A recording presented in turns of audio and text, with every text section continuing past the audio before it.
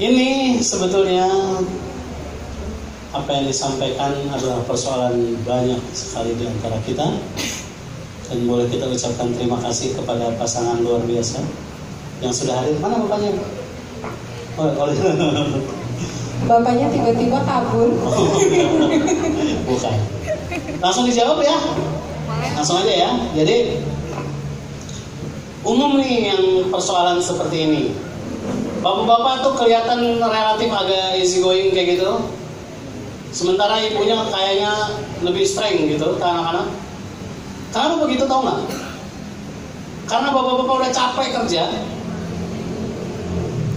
Dan dia sebetulnya kenapa jadi easy going kayak gitu? Karena dia ngerasa aku pengen dekat sama anak-anakku.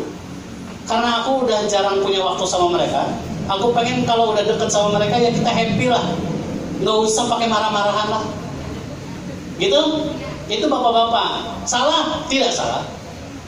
Karena memang mereka pengen kalau aku lagi sama keluarga kita gembira. Jangan rusak suasana ini dengan ngomel-ngomelmu itu. Oke? Sementara sang istri, ini juga yang perlu disadari oleh suami, bahwa nggak mudah loh Pak nemenin anak setiap hari itu. Melihat A ke Z-nya anak-anak, Bapak nggak lihat soalnya, makanya isi gue. Si ibu-ibu nih lihat nih kayak gimana anak-anak itu lagi nggak manis perilakunya. Anak-anak kan kayak gitu. Udah capek di sekolah, uring-uringannya kayak gimana di rumah. Ini yang tahu ibunya. Makanya seringkali si ibu ini akhirnya keluarnya adalah dengan yang tadi istilahnya apa? Cerewet. Oke? Dan saya mau kasih tahu kabar gembira ke bapak-bapak, kalau punya istri yang cerewet, bersyukurlah. Kenapa? Pak, kita sama Pak. Bersyukurlah punya istri yang cerewet. Karena apa? Itu artinya istri Anda adalah seorang perempuan yang sangat menyayangi anaknya. Dan termasuk kalau Anda dicerewetin, berarti dia sangat sayang pada Anda. Oke?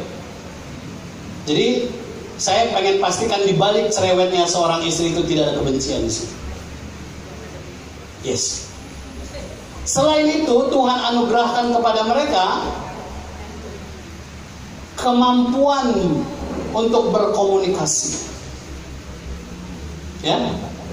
Jadi sang istri ini, ibu-ibu ini memang diberikan Tuhan kemampuan berkomunikasi yang jauh lebih banyak dari laki-laki. Termasuk dalam jumlah pengucapan kata per harinya.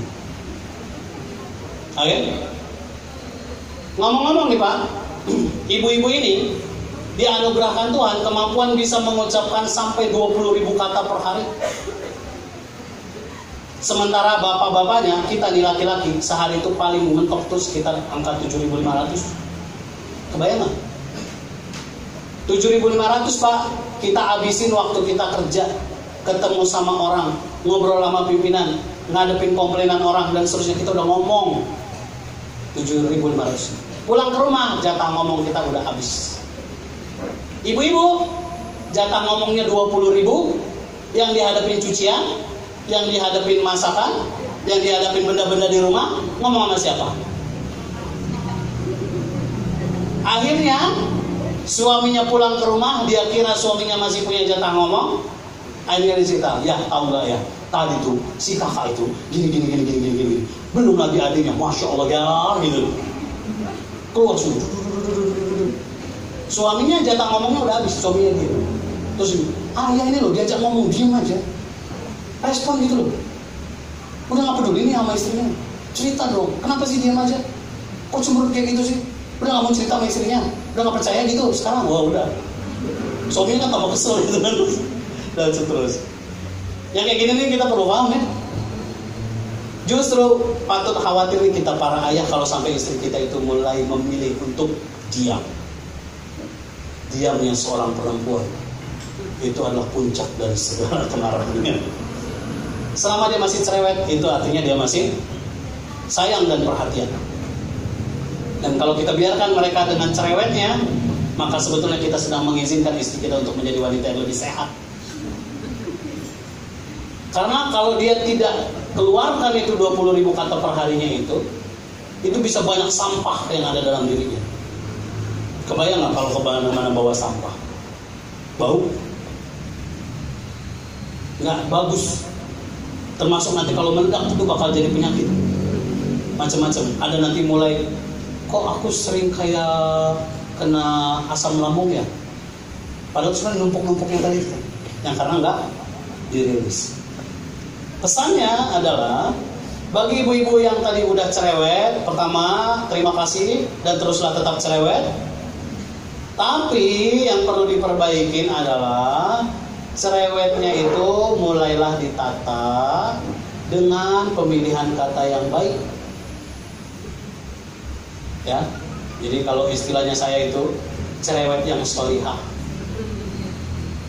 Gimana itu? Karena hati-hati bu, terutama ibu-ibu nih, setiap kata dari ibu-ibu itu kaidahnya itu adalah doa bagi anak. Bagi yang muslim jelas tuh dalilnya, tapi dalam psikologi dia punya efek sugesti tersendiri di dalam pikiran dan perasaan anak.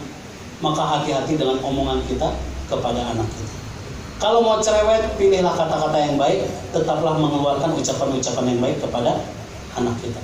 Jangan sampai dari kata-kata itu justru melukai perasaan anak kita, termasuk pasangan kita. Oke? Dan yang kedua, si ayah kasihlah kesempatan kepada para ibu-ibu kalau memang mereka lagi mau cerewet. Oke? Dan jangan pernah mendebat mereka karena Anda pasti selalu salah. Itu sudah peraturannya. Enggak ada laki-laki benar di hadapan istri itu, enggak ada. Sudah pasti salah, karena kesalahan istri pun adalah bagian dari kesalahan Anda. Kenapa istri Anda sampai salah?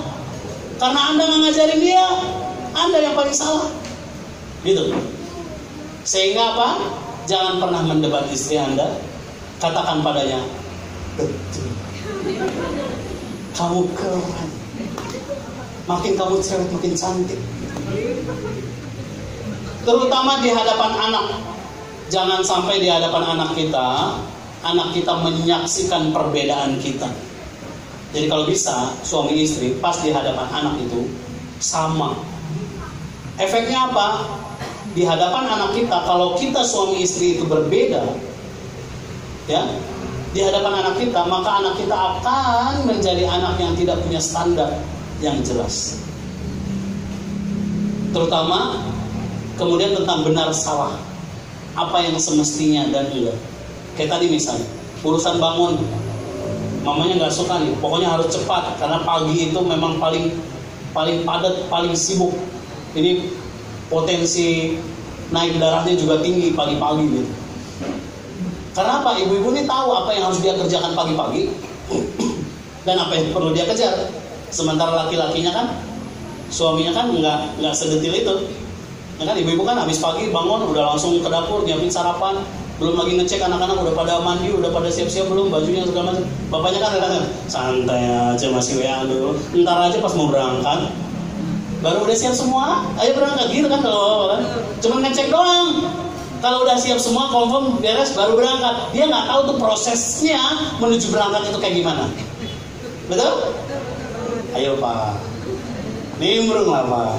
Biar Bapak tahu gimana caranya. Di dapur itu kenapa sampai ada suara-suara kontang gitu pagi-pagi itu. Itu sinyal, boya bantuin gitu loh.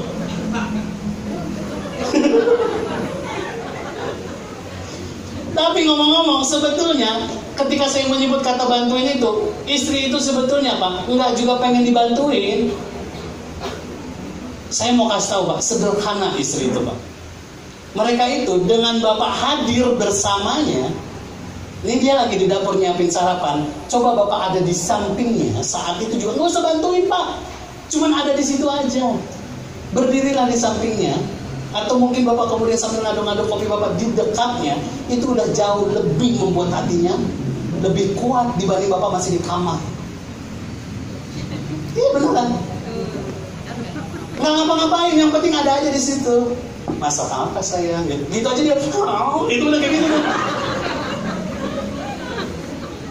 Nggak usah bantuin, serius. Atau pegang dikit-dikit lah masakannya maksudnya. Oke, kalau pegang yang lain kan bisa nggak jadi masak. Gitu ya. Jadi hadir deh Pak, ikutin proses pagi hari itu kayak gimana, biar kita itu tahu kayak gimana suasananya. Dan lihat apa yang terjadi kalau Bapak terlibat dalam urusan pagi hari itu. Seperti apa cerianya istri Bapak menghadapi hari. Kayak gimana kekuatan dia bertambah berlipat-lipat ketika Bapak hadir membersamai pagi hari itu. Beda rasanya, gitu ya. Kemudian intinya apapun yang kita rasa nggak serak sama pasangan kita, jangan sampai dilontarkan saat ada anak-anak. Kenapa? Karena di anak-anak nanti, ini menurut mamaku nggak boleh, menurut papa boleh. Oh berarti sebenarnya sih perbedaan mereka aja nih. Aku juga berarti kan suka-sukaku, gitu jadinya. Oke? Termasuk misalnya ini biasa kayak tadi yang saya bilang tuh, ibu-ibu suka nggak tegaan kalau bapaknya marah, ya kan? Kalau sampai suami kita marahin anak kita misalnya, please jangan dibelain anaknya. Demi standar yang jelas di hadapan anak bahwa dia sedang melakukan kesalahan. Kebanyakan ibu-ibu kan nggak tega, bapaknya lagi marahin anak, kamu ini, ibunya datang kayak pahlawan gitu. Jangan ayah, ini anakmu juga. Gitu kan? Anak yang mendapatkan perlakuan kayak gitu, apa yang ada dalam hati anak? Yes, mama melindungi aku. Ternyata menurut mama aku tidak salah. Gitu. Akhirnya anak kita standarnya tidak jelas. Kalau pas suami kita marahin anak kita, termasuk juga saat kita nih ayah, lihat istri kita marahin anak kita, bantuin. Serius. Supaya si anak ini tahu dia salah. Kasih tahu, minimal bilangin. Kalau istrinya lagi marah kan, iya tuh, bener mamamu itu. Minimal gitu. Jadi terus jangan ikut bantuin marah. Iya nih, ayo mau kita keroyok, bukan gitu ya. Pokoknya tunjukkan sinyal bahwa kita setuju dengan pasangan kita. Termasuk ibunya, kasih tahu tuh, dengerin ayahmu. Tuh sampai marah tuh ayahmu gara-gara kamu. Gak apa-apa kayak gitu. Yang penting anak jelas bahwa di mata papa dan mamaku aku sedang melakukan kesalahan. Baru setelah itu kita berdua ngobrol. Baru ayah kasih tahu, bunda, gak usah kayak gitu-gitu amat lah. Tapi jangan di depan anak. Begitu juga kalau istrinya, ya kalau marah sih boleh ya. Kan kasihan anaknya kalau kayak gitu. Besok-besok jangan gitu-gitu banget loh. Boleh, tapi berdua. Gitu. Jadi diselesaikan berdua, jangan di hadapan anak. Termasuk kayak tadi tuh standar-standar yang mau dibangun di rumah itu kayak gimana, itu diobrolin berdua. Urusan bangun pagi ini kita mau kayak gimana sih, kompromi antara kita berdua nih. Kalau aku sih nggak suka kalau begini. Aku lihat kamu sih biasa-biasa aja. Gimana nih jalan tengahnya? Ngobrol berdua. Gitu. Misalnya termasuk dalam urusan masak, nyuci pakaian, apa segala macam. Saya mau kasih tahu nih kabar gembira buat ibu-ibu. Itu bukan kewajiban ibu-ibu. Serius. Mendidik anak bukan kewajiban ibu-ibu, bukan. Cari dalilnya dimanapun, nggak ketemu. Nggak ada di dalam aturan di dalam misalnya agama Islam tuh, cari di Al-Quran, cari di hadis, nggak ada tuh disuruh wahai para istri masaklah yang enak. Kalau kamu nggak bisa masak berarti kamu istri nggak bener. Nyuci lah yang rapi, nyetrika nggak ada, beresin rumahmu nggak ada tuh yang gitu tuh. Ya. Yang ada tuh tanggung jawab suami. Jadi yang perlu beresin masakan di rumah tuh suami. Serius, itu tanggung jawab dia. Itu bagian dari nafkah. Ngasih makan yang baik, yang halal atau ibadah itu suami. Beresin rumah, cuci pakaian, nyetrika itu suami. Kebayang nggak? Makanya tuh saking besarnya tanggung jawab suami ini, sampai kemudian kalau di dalam Islam tuh Nabi Muhammad tuh bilang, kalau sampai diizinkan penghambaan terhadap manusia, aku perintahkan kepada istri itu untuk sujud di hadapan suami. Karena semua kerjaan suami itu banyak tanggung jawabnya besar, termasuk mendidik istri dan anak-anaknya. Karena kalau sampai istrinya salah pun dia yang salah. Luar biasa tanggung jawab suami. Artinya mulia banget tuh. Gitu. Oh gitu ya. Berarti gak usah masak ini. Gak usah nyuci. Jadi sebetulnya kalau di rumah, kalau misalnya saya nih sama istri saya nih, kami itu bersepakat. Kalau lu lagi happy, lu pengen masak, lu masak. Kalau lagi nggak pengen masak, nggak usah masak. GoFood, makan di luar, apa terserah. Kalau pengen masak, masak ya. Alhamdulillah istri saya itu suka masak, jadi dia masak. Alhamdulillah. Yang paling berat di rumah urusan cuci dan setrikaan. Ya, saya juga suka masak kadang-kadang. Kalau cuci setrikaan sama-sama kita nggak suka. Oke, ini pekerjaan yang paling kita nggak suka. Akhirnya apa? Kita sepakati, gimana? Ya udah, kalau emang ada pengen nyuci sendiri, nyuci, ada mesin cuci, itu tanggung jawab suami memfasilitasi itu. Kalau nggak ya cari yang nyuciin. Kalau nggak ya laundry aja udah. Jangan sampai kita menuntut istri kita ngerjain itu semua. Tahu nggak tanggung jawab istri apa di rumah? Tanggung jawab istri adalah taat pada suami. Suruh nyuci, nyuci. Suruh masak, masak. Oh bukan. Enggak. Itu bercanda. Bukan. Tanggung jawab istri betul taat pada suami. Kalau dia mau pergi-pergi minta izin sama suami, nggak boleh masukin orang ke rumah tanpa pengetahuan suami. Itu tanggung jawab istri. Menjaga kehormatan dan harta suami, itu tanggung jawab istri itu. Menciptakan ketenangan dan kedamaian di rumah, itu tanggung jawab istri. Jadi para ibu-ibu, jangan tinggalkan tanggung jawabmu. Tanggung jawabmu adalah membuat rumahmu tenang dan damai. Jadi cerewet dan ngomel-ngomelmu itu boleh dikurang-kurangin dikit, dalam artian kasar-kasarnya. Cerewetnya boleh, tapi cerewetnya yang solihah tadi bahasa kita. Oke? Karena punya komitmen, saya punya tanggung jawab membuat tenang hati suami saya, membuat tenang hati anak-anak saya, dan membuat hati saya juga tenang di rumah ini. Itulah tanggung jawab istri. Mudah? Enggak mudah. Dan itu juga berat. Makanya suami, perhatikanlah perasaan istrimu. Karena apa? Beratnya tanggung jawab itu. Menciptakan ketenangan itu susah. Ketika menciptakan ketenangan itu susah, dan suami tidak hadir memahami bagaimana istrinya sebetulnya berusaha menciptakan ketenangan itu, sehingga yang terjadi, jangan sampai terjadi di rumah tangga kita, para istri yang gak punya saluran ngobrol sama suaminya, akhirnya di sosial medianya dia curhat. Inbox di Facebooknya isinya ngobrol sama cowok lain. Di WhatsAppnya ngobrol sama suami orang. Dia curhat, suamiku itu begini dan begini. Karena apa? Siapa yang salah? Suaminya. Kamu kemana aja? Kenapa kamu biarkan suami orang menghapus air mata istrinya? Cara gitu ya. Jadi kita perlu hadir, ngecek. Ibu-ibu itu nggak perlu dibantuin secara fisik sebetulnya. Mereka itu cuma pengen kita hadir. Mau ya ditanyain, hari ini anak-anak gimana di rumah? Ya kayak gitu-gitu, hal sederhana. Cukup bilang, sore ini kamu cantik banget deh. Gitu aja dia udah bikin gitu-gitu. Yang kayak gitu tuh perlu. Kapan terakhir kali kita bilang yang kayak gitu-gitu sama istri kita? Termasuk kata I love you di